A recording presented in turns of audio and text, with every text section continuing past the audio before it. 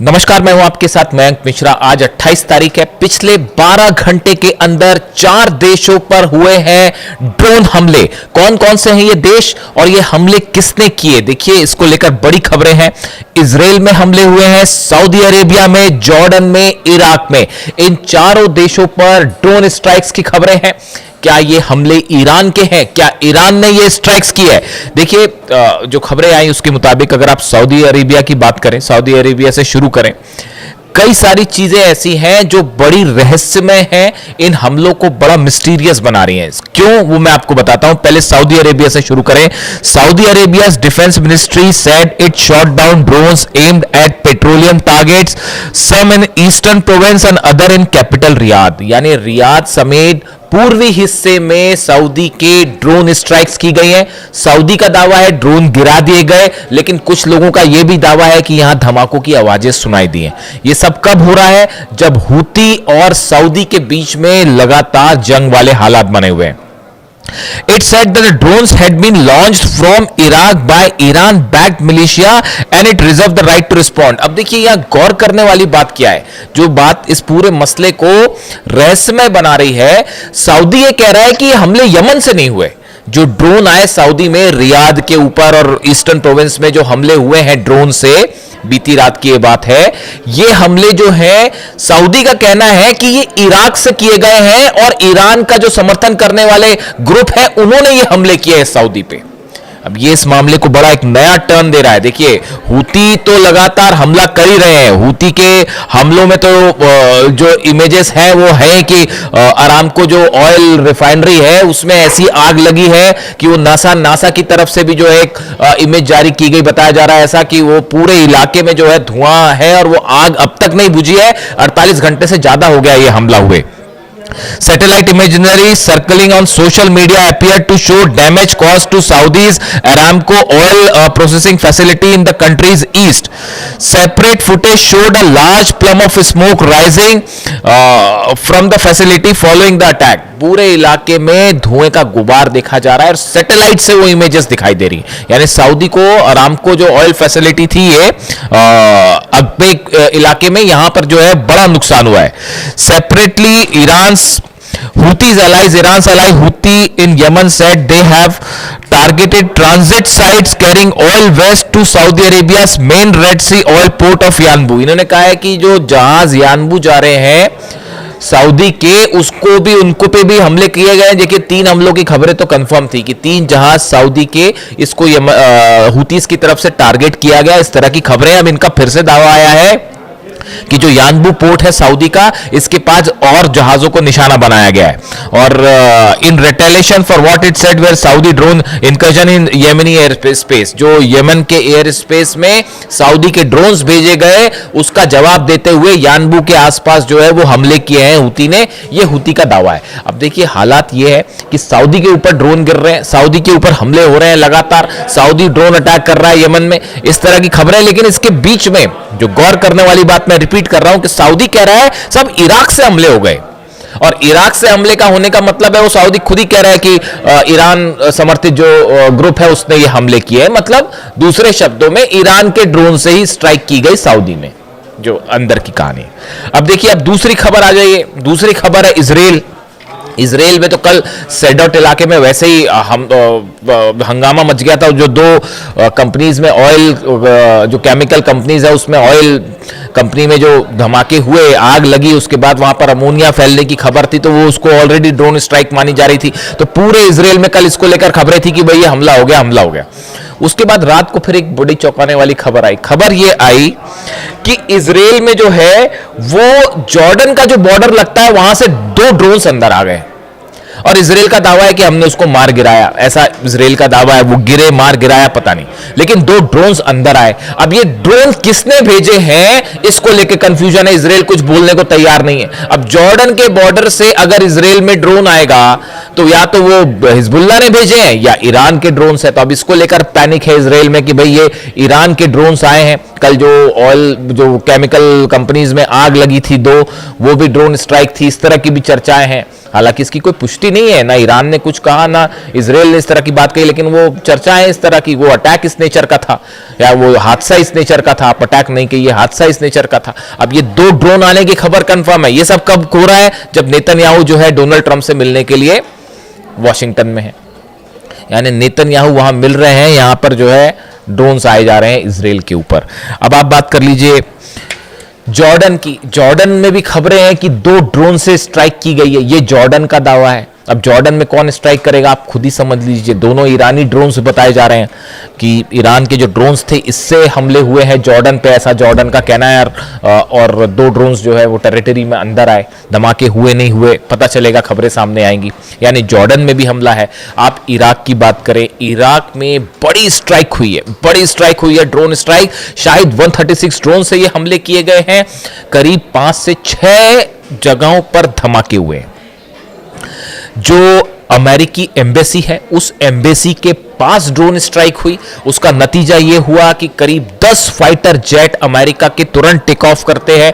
ये अंदेशा था, ऐसा लग रहा था कि अमेरिका फोर्सेस को कि ये बड़ी स्ट्राइक हो गई है और मिसाइल हमले भी हो सकते हैं, और अगर एम्बेसी पे मिसाइल गिर गई, सैनिकों की और कैजुअलिटी हो जाएगी, अधिकारों की कैजुअलिटी हो गई तो और जो है बदनामी हो जाएगी। वैसे ही जॉर्डन में कितने मरे हैं अभी तक पता नहीं चल पा रहा है।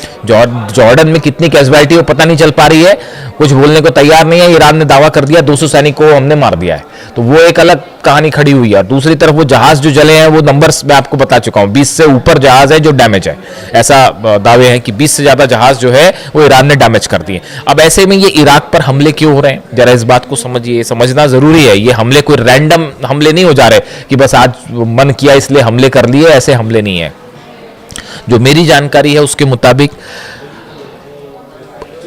एक बैठक होती है, ये बैठक हुई थी 24 घंटे पहले। इस बैठक में डोनाल्ड ट्रंप शामिल थे, जितने अधिकारी हैं, ब्रेड कूपर सेंटकॉफ के चीफ हैं वो शामिल थे, Dan Caine, general Dan Caine शामिल थे, पीट हेग्सेथ शामिल थे। इसमें इस बैठक में बताया जाता है कि ब्रेड कूपर की तरफ से डोनाल्ड ट्रंप को यह ब्रीफ किया गया सेंटकॉम चीफ की तरफ से कि भाई हमने जितनी स्ट्राइक्स करनी थी ईरान पर वो कर ली। एयर स्ट्राइक्स की लिमिट होती है कि वो कर लिया, जितना नुकसान पहुंचाना था पहुंचा लिया, अब इससे ज्यादा एयर स्ट्राइक करने का फायदा नहीं है। तो फिर बोला जाए कि अब क्या किया जाए, तो बोले ग्राउंड ऑपरेशन एकमात्र तरीका है कि ग्राउंड ऑपरेशन किया जाए। ईरान उसके लिए तैयार बैठा है। ईरान कह रहा है यूर वेलकम, कदम रख के देखिए हमारी जमीन पर, उसके बाद हम बताते हैं क्या होगा। वो ईरान की सेना तो 8-9 लाख सैनिक तो तैयार है ही है, वो 9 करोड़ जनता भी तैयार है। वो जो पिछली बार हेलीकॉप्टर रेस्क्यू, जो प्लेन का पायलट जो क्रैश हो गया था, प्लेन और पायलट फंस गया था वहां पे, और वो जो है उसको निकालने के लिए ईरान की सेना बाद में पहुंची, वो आम लोग जो है वो भिड़ गए थे अमेरिकन फोर्सेस से। तो वो जो 9 करोड़ लोग हैं वो अलग तैयार है। एक भी सैनिक ने अगर कदम रखा तो क्या होगा, तो बोले ग्राउंड ऑपरेशन करेंगे। तो फिर ग्राउंड ऑपरेशन करेंगे तो ग्राउंड ऑपरेशन कैसे किया जाए, तो ऐसी खबरें हैं सोर्सेस से। रशिया की केजीबी ने यह अलर्ट दिया ईरान को कि जो इराक बॉर्डर है उसको लेकर अलर्ट रही है, यहां से किसी तरह का ग्राउंड ऑपरेशन होने की खबरें हैं कि अगर अमेरिका यहां से ग्राउंड ऑपरेशन करके अंदर घुसने की कोशिश कर सकती है अमेरिकन फोर्सेस, या कुर्द लड़ाकों की मदद से यह ऑपरेशन हो सकता है। इसीलिए आप ये जो देख रहे हैं लगातार हमले हो रहे हैं, कुर्दिश लड़ाकों के जितने हथियारों के ठिकाने हैं या जहां से वो ड्रोन लॉन्च कर सकते हैं या जहां पर उनके बेसेस हैं, इन सबको तबाह किया जा रहा है। ये इंफ्रास्ट्रक्चर तबाह किया जा रहा है, और यही ईरान की प्रीएम्प्टिव स्ट्राइक की नीति है, जो कि अहमद वाहिदी साहब जिसको फॉलो कर रहे हैं, जिसको अली खामनेई साहब ने हमेशा अपने सामने रखा, और यही वो कासिम सुलेमानी साहब की रणनीति है कि कैसे दुश्मन से एक कदम आके रह के अगर आपको लगे कि सामने वाला खतरा है उसको आप तुरंत खत्म कर दीजिए। तो यही इराक में किया जा रहा है, इसके पहले कि वहां पर किसी तरह की कोई ग्राउंड ऑपरेशन की संभावना बने उसको तबाह किया जाए, और इसीलिए ये स्ट्राइक हो रही है।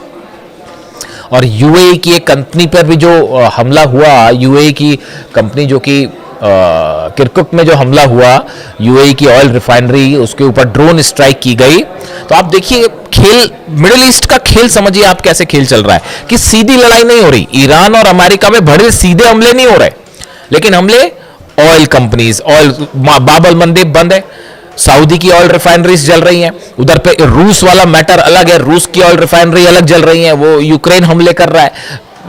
ईरान को लेके पुतिन और ट्रंप आमने सामने है, वो एक अलग बात है। इराक में देखिए, इराक में जो यूएई की ऑयल कंपनीज है उस पर हमले हो रहे हैं, यमन में हमले हो रहे हैं, इसराइल पर जो है वो 2 ड्रोन अंदर आ गए और वो केमिकल फैक्ट्री में आग जो लगी है वो अभी भी संदेहास्पद है, तो उसको लेकर वो अलग खबर है। जॉर्डन पे हमले हैं और नई वार्निंग आ गई है ईरान की तरफ से। ईरान ये कह रहा है पिछले 48 घंटे के अंदर, देखिए जो पीटरसन वॉरशिप है अमेरिका का जो कि अरब सागर में था, ये हॉर्मुज के थोड़ा करीब आया है और इसने जो है जितने जहाज ईरान के जो जहाज हॉर्मुज से आना जाना कर रहे हैं उनको रोकने की कोशिश कर रही है अमेरिका की नेवी। ये कब हुआ? ये जब हमले जारी थे उस बीच में नहीं हुआ। अगर हमले जारी होने के बीच में होता तो अबू महदी दाग दी जाती और ये जहाजों की हो गए होती ऐसी की तैसी। तो वो उस समय ये सब नहीं हुआ, उस समय तो पीछे खींच लिए थे जहाज, 1000 किलोमीटर के डिस्टेंस पे आ गए थे, वो हॉर्मुज के करीब पहुंच रहे थे, वो अरब सागर तक आ गए थे क्योंकि अबू महदी की रेंज में थे 1000 किलोमीटर की। फिर ये हुआ कि जब ये हमले बंद हुए तब ये यूएसएस पीटरसन जो है ये एक्टिवेट हुआ और कुछ जहाज अब ये ईरान के जहाजों को रोकने की कोशिश कर रहे हैं, जो तेल के जहाज ईरान जा रहे हैं या आ रहे हैं। उसको लेके ईरान की तरफ से वार्निंग आ गई है कि अगर ये जो तमाशा आपका चल रहा है ये चलता रहा, हमारे जहाजों को रोकने की कोशिश हुई तो फिर आपका एक भी जहाज नहीं बचेगा और सीधी स्ट्राइक होगी। तो हॉर्मुज को लेकर तनाव बढ़ गया है, बाबल मंदे बंद है ही। इसके साथ ही मुस्तफा खामनी साहब का संदेश मैंने कल आपका जिक्र कर दिया था, इसमें उन्होंने साफ शर्त रख दी कि लेबनान में हमारे इजराइल की सेना को पहले वापस बुलाइए, लेबनान पर पूरे हमले रोकिए, वरना कोई बात नहीं। अब ये बीच में जो बातचीत की खिचड़ी पकड़ी है अलग चल रही है, पाकिस्तान भी इन्वॉल्व है, कतर भी इन्वॉल्व है, ओमान भी इन्वॉल्व है, इजिप्ट भी इन्वॉल्व है, वो सब अधिकारी मिलकर आपस में बात कर रहे हैं, वो अनऑफिशियल टॉक्स है। ईरान ने साफ कह दिया कोई हमारी ऑफिशियल टॉक नहीं हो रही। अब क्या चर्चा होगी, क्या यूरेनियम और क्या न्यूक्लियर इंस्पेक्शन इन हालात में? आपने फिर हमला करके 54 लोगों को शहीद कर दिया ईरान में, क्या टॉक करना उनसे? कोई टॉक वॉक नहीं होने वाली और होगी भी तो कोई नतीजा नहीं निकलने वाला। डोनाल्ड ट्रंप यही कह रहे हैं कि अगर नतीजा नहीं निकला तो फिर हम ऐसा कर देंगे वैसा कर देंगे, तो वो जो कर देंगे वो देख लिया जाएगा। ईरान कह रहा कर लो जो करना है। तो इस हालात में नेतन्याहू और ट्रंप की मुलाकात पर नजर है, वहां क्या निकल के आता है आपको बताएंगे। फिलहाल हालात ये है कि 4 देशों पे सस्पिशियस ड्रोन स्ट्राइक्स 12 घंटे के अंदर और मिडिल ईस्ट अभी भी तूफान के पहले की शांति। Thank you so much.